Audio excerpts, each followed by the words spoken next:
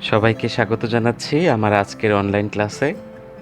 আমি মোহাম্মদ মামুনুর রশিদ, প্রভাষক, ইতিহাস বিভাগ, সরকারি ব্রজলাল কলেজ, খুলনা আছি তোমাদের সঙ্গে। এবং আজকের ক্লাসে আমরা যে বিষয়টি আলোচনা করব সেটি অনার্স দ্বিতীয় বর্ষের বিষয়, কোর্স নম্বর 22-1505, প্রাচীন সভ্যতার ইতিহাসের প্রথম অধ্যায় থেকে। আজকে আমরা আলোচনা করব ইতিহাসের কাল বিভাজন, অর্থাৎ ইতিহাস রচনার জন্য ইতিহাসের সময়কালকে ঐতিহাসিকগণ বিভিন্নভাবে ভাগ করেছেন। আমরা সেই কাল বিভাজনটা একটু আজকে জানব এবং ইতিহাস পাঠের প্রথম এবং একেবারেই প্রাথমিক বিষয় হচ্ছে ইতিহাসের কাল সম্পর্কে ধারণা থাকা। ইতিহাসের কাল বিভাজন হচ্ছে ঐতিহাসিক এবং ইতিহাসবেত্তাগণ ইতিহাসের গঠন এবং ইতিহাসের পঠন এবং পাঠনের সুবিধার্থে ইতিহাসের বিভিন্ন সময়কালকে বিভিন্ন কালে বিভক্ত করেছে এবং সেই কালগুলো সম্পর্কে ধারণা থাকলে আমরা ইতিহাসের সিকুয়েন্স অর্থাৎ ইতিহাসের ধারাবাহিকতাগুলো আমরা বজায় রাখতে পারি। তো আমরা প্রথমেই দেখি ইতিহাসের কাল বিভাজন কীভাবে হয়েছে। ইতিহাসের কাল বিভাজন প্রথম প্রাথমিক পর্যায়ে আমরা তিনটি ভাগে ভাগ করতে পারি: প্রাগৈতিহাসিক যুগ, দ্বিতীয়ত প্রায় বা সুপ্ত ঐতিহাসিক যুগ এবং তৃতীয়ত ঐতিহাসিক যুগ।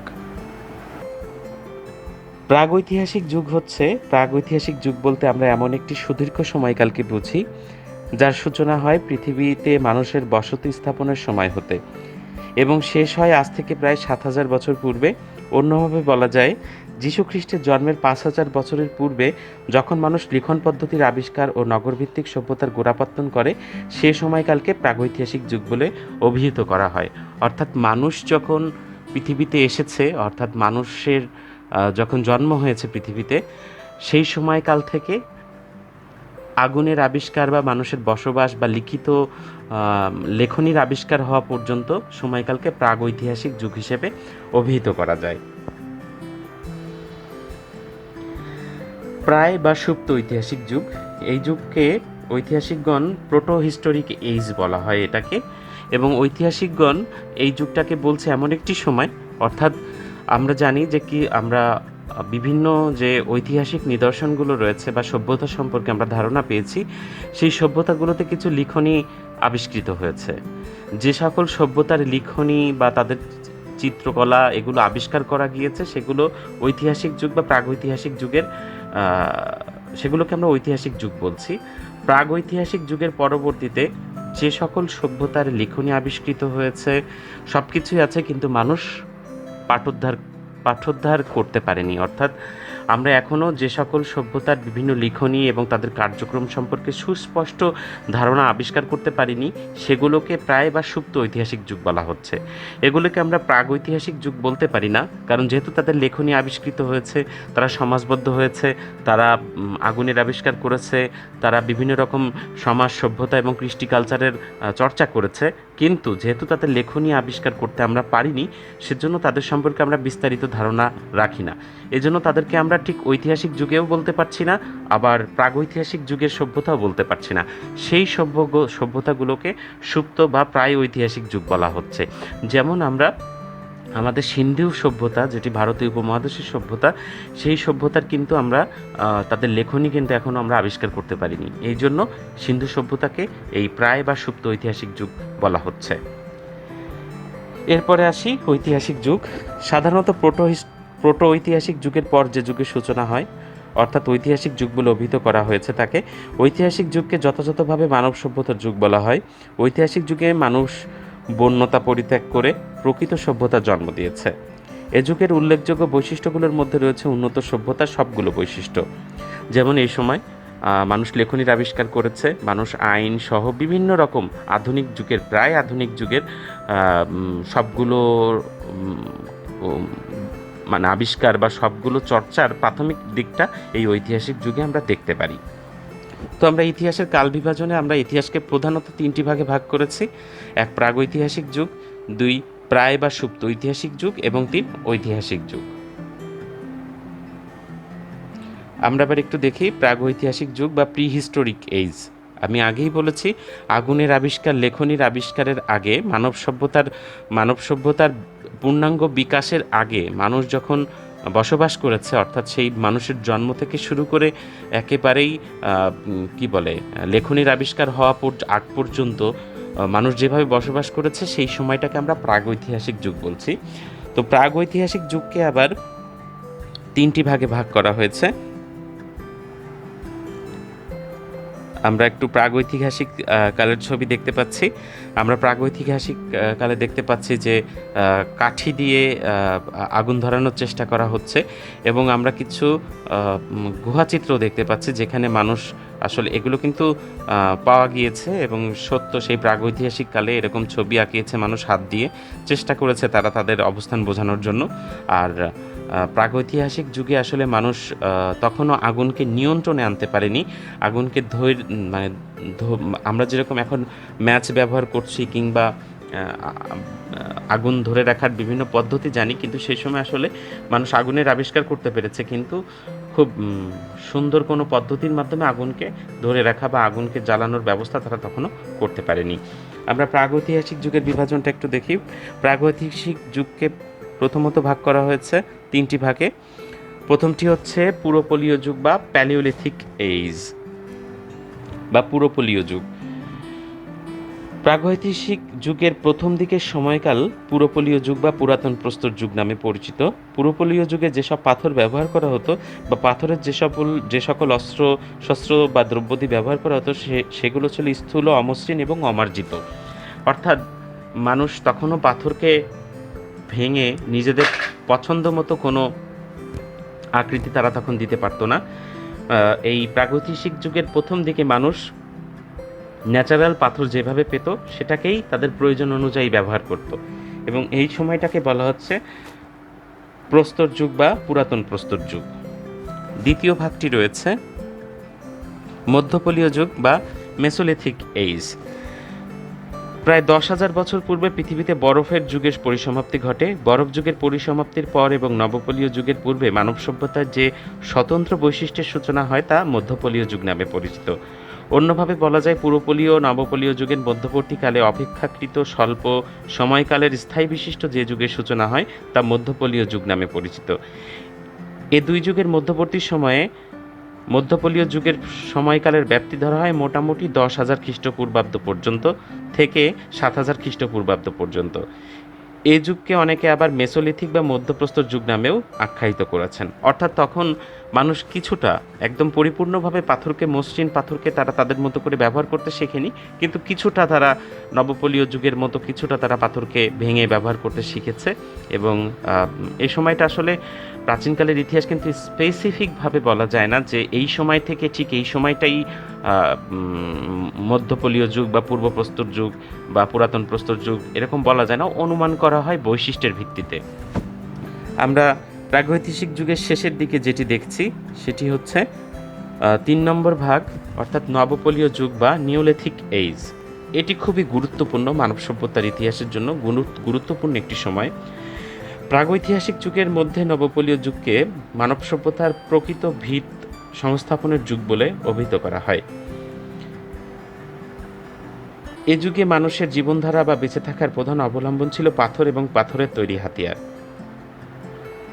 তবে এ যুগে পাথরের ব্যবহার পরবর্তী যুগ অপেক্ষা ব্যাপক পরিবর্তনের সূচনা করে। পাথরের ব্যবহারের ব্যাপক পরিবর্তন আসে বিধায় এ যুগের নামকরণ করা হয় নবপলীয় যুগ, অর্থাৎ নতুন পাথরের যুগ।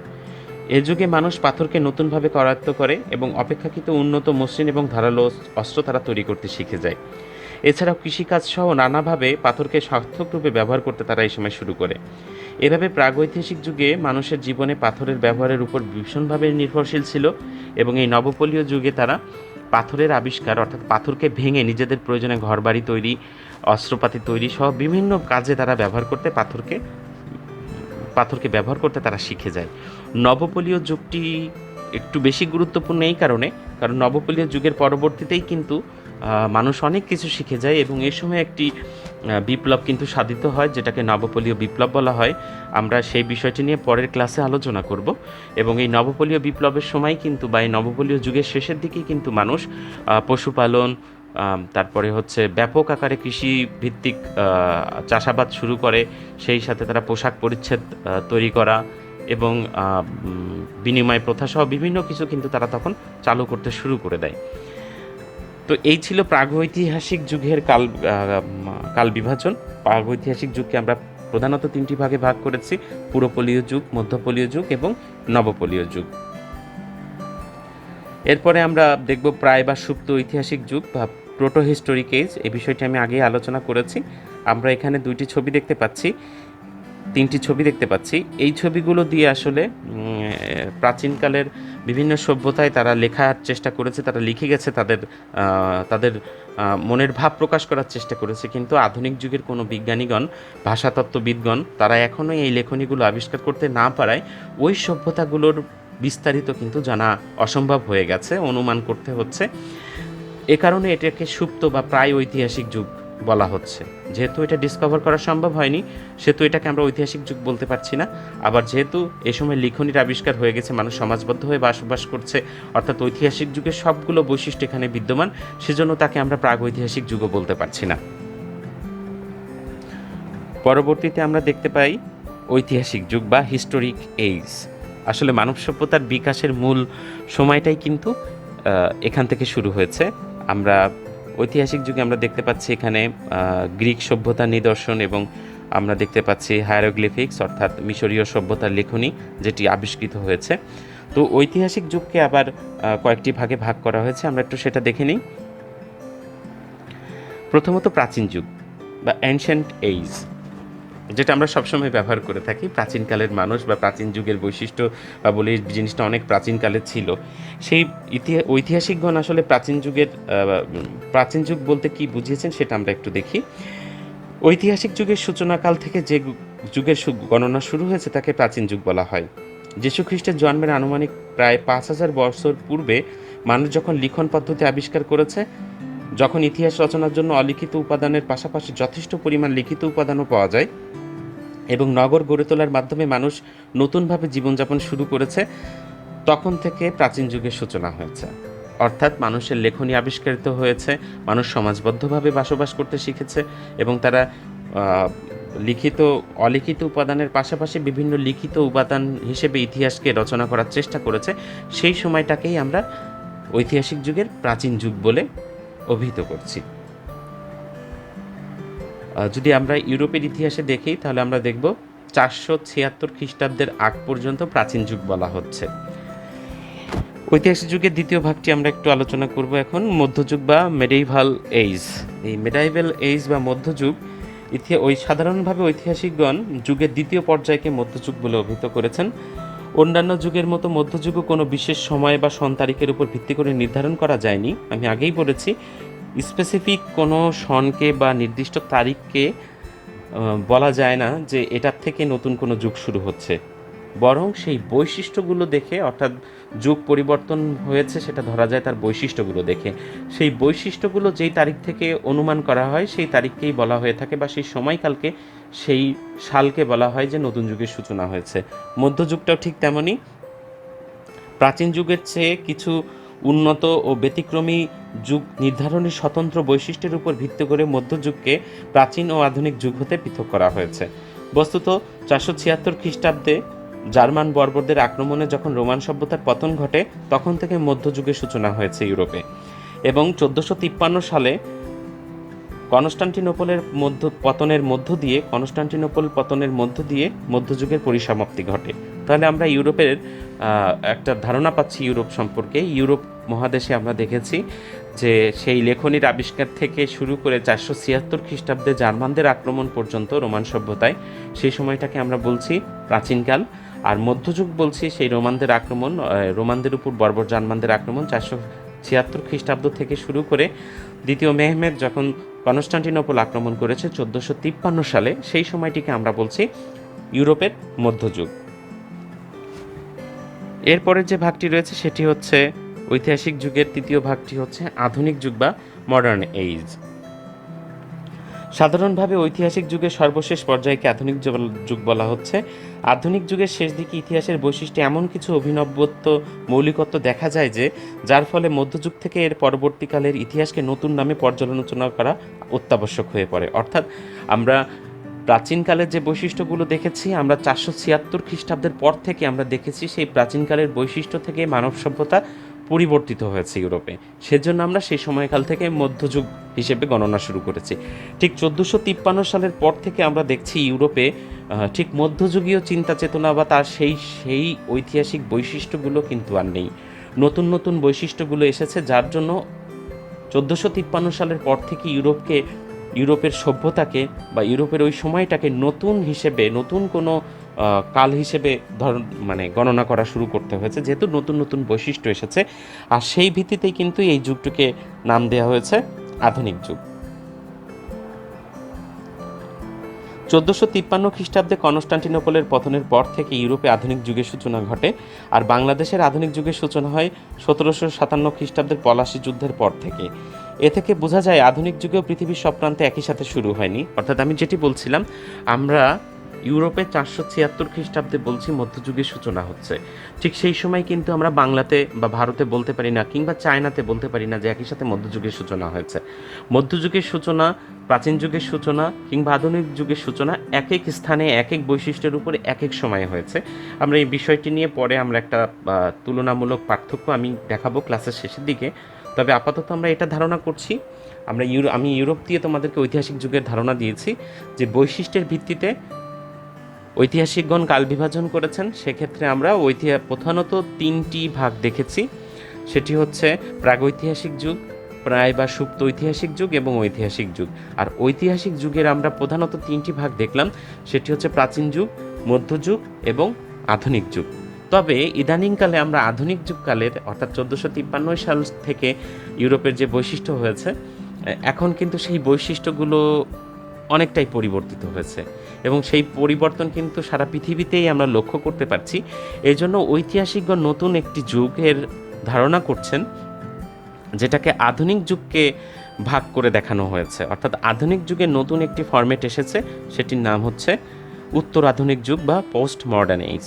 আমার মনে হয় এরপরে তোমরা বুঝতে পারবে যে আসলে কাল বিভাজনটা কিভাবে হয়েছে। আধুনিক যুগ, আমরা এখন আধুনিক যুগে বাস করছি, কিন্তু 1453 সাল থেকে শুরু করে যেভাবে আধুনিক যুগের সূচনা হয়েছিল, দুই বিশ্বযুদ্ধের পূর্ববর্তী অবস্থা এবং দুই বিশ্বযুদ্ধের পরবর্তী অবস্থার মধ্যে আকাশ পাতাল পার্থক্য রয়েছে। এই আকাশ পাতাল পার্থক্যটি তৈরি হয়েছে বিজ্ঞানের বিভিন্ন আবিষ্কার। আমরা এখন কম্পিউটার তৈরি করছি, আমরা জেনেটিক্যালি মডিফাইড বিভিন্ন জিনিসপত্র তৈরি করছি, আমরা ইলেকট্রিক ডিভাইসগুলো ব্যবহার করছি আমাদের চিকিৎসা ক্ষেত্রে, আমাদের যাতায়াত ক্ষেত্রে, আমাদের সকল ক্ষেত্রে কিন্তু একটা অভিনব পরিবর্তন এসেছে। আমরা প্রচণ্ড রকম আধুনিক হয়ে গিয়েছি। তো ঠিক এই আধুনিকতার সূচনা, উত্তর আধুনিক যুগটা কবে থেকে শুরু হয়েছে এটাও ধারণা করাটা একটু কঠিন হয়ে যায়। তবে ধারণা করা হচ্ছে, কেউ কেউ বলছেন 1901 সালে যখন বিদ্যুতের আবিষ্কার হয়েছে। এছাড়া অনেকে বলছে যখন মানুষ বিমান আবিষ্কার করেছে। কেউ কেউ বলছে যে না, চার্লস ব্যাবেজ যখন কম্পিউটার আবিষ্কার করেছে সেখান থেকে। তবে আধুনিক উত্তর যুগ বা উত্তর আধুনিক যুগ এটি কবে থেকে সূচনা হয়েছে এটি আমাদেরকে ধারণা করতে গেলে আমাদের আরও অপেক্ষা করতে হবে, আর আরও কিছু বৈশিষ্ট্যের আগমন হতে হবে।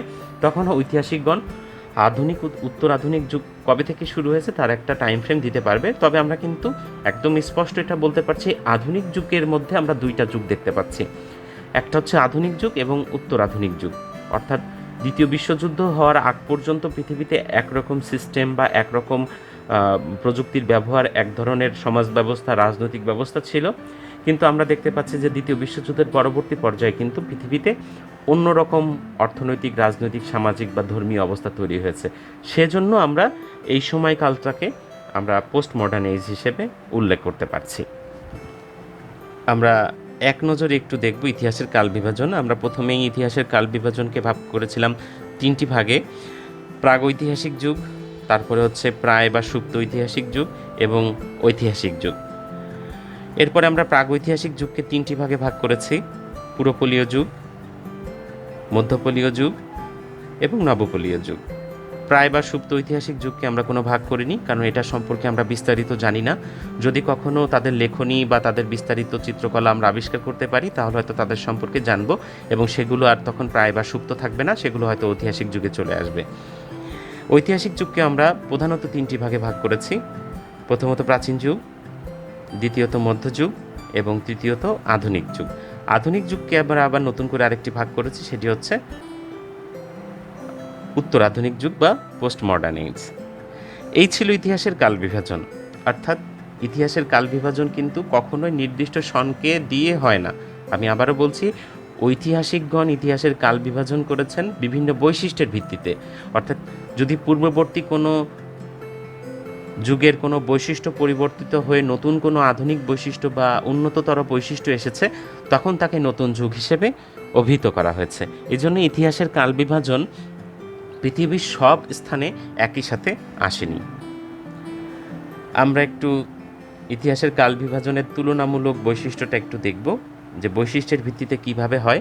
আমরা একটু খেয়াল করি, এখানে একটি ছক দেয়া আছে যেখানে আমি দেখিয়েছি যুগ, প্রাচীন যুগ, মধ্যযুগ এবং আধুনিক যুগ, এবং তারপরে আমি ভাগ করেছি ইউরোপে কবে থেকে শুরু হয়েছে, বাংলায় কবে থেকে শুরু হয়েছে।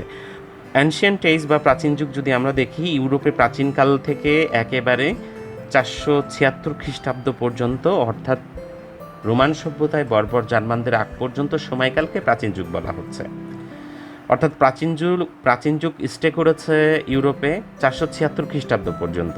আর আমরা যদি বাংলার দিকে তাকাই, সেই প্রাচীনকাল থেকে বাংলায় প্রাচীনকালের বা প্রাচীন যুগের বৈশিষ্ট্যগুলো ছিল 1204 খ্রিস্টাব্দ পর্যন্ত, অর্থাৎ ইখতিয়ার উদ্দিন মোহাম্মদ বিন বখতিয়ার খলজির বাংলা আক্রমণের আগ পর্যন্ত।